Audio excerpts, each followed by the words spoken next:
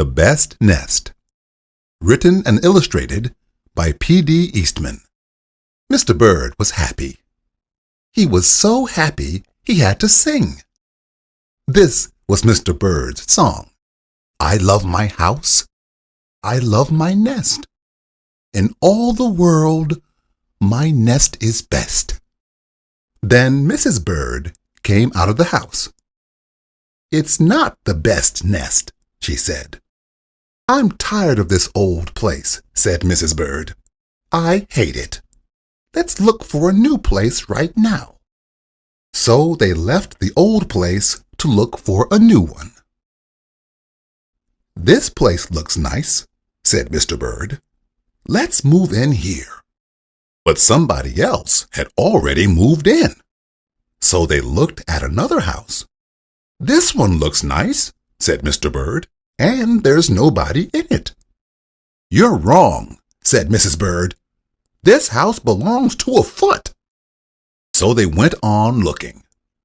I like this one, said Mr. Bird. It has a pretty red flag on the roof. I've always wanted a house with the flag, said Mrs. Bird. Maybe this place will be all right. But it was not all right.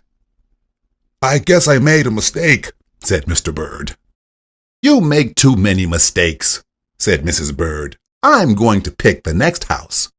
And here it is, right here. They flew in. They looked around. Isn't it too big? Asked Mr. Bird. I like this big place, said Mrs. Bird. This is the place to build our new nest. They went right to work.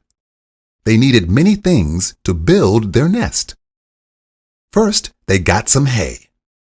They got some soda straws and broom straws. They got some sweater string. They got some stocking string and mattress stuffing. They got some horse hair. They got some man hair. Soon they had all the hay, all the straw, all the string, all the stuffing, all the horse hair, and all the man hair they could carry. They took it all back to build their nest. Mr. and Mrs. Bird worked very hard. It took them the rest of the morning to finish their nest. This nest is really the best, said Mrs. Bird. I want to stay here forever. Mr. Bird was very happy too. He flew to the top of his house. He sang his song again. I love our house. I love our nest.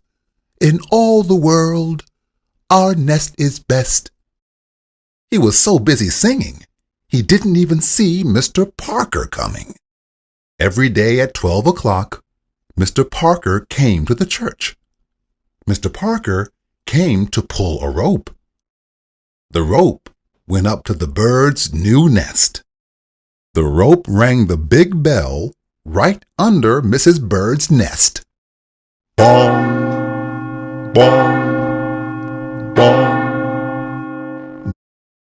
Mrs. Bird got out of there as fast as she could fly.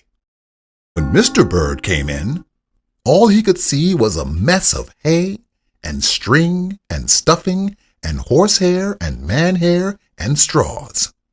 Where was Mrs. Bird? I will look for her until I find her, said Mr. Bird. He looked high.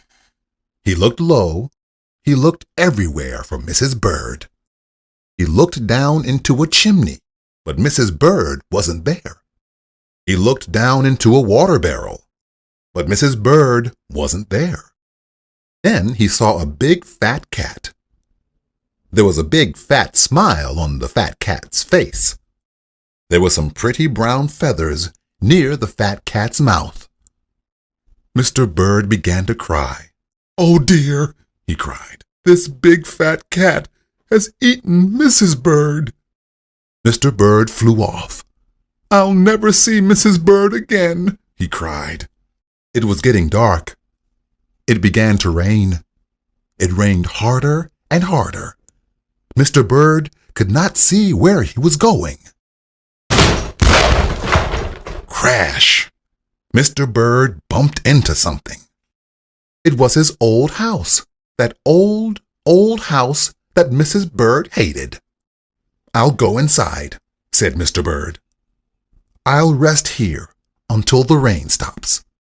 Mr. Bird went in, and there was Mrs. Bird, sitting there, singing, "I love my house. I love my nest. In all the world, this nest is best." "You here!" gasped Mr. Bird. "I thought you hated this old nest." Mrs. Bird smiled. "I used to hate it," she said.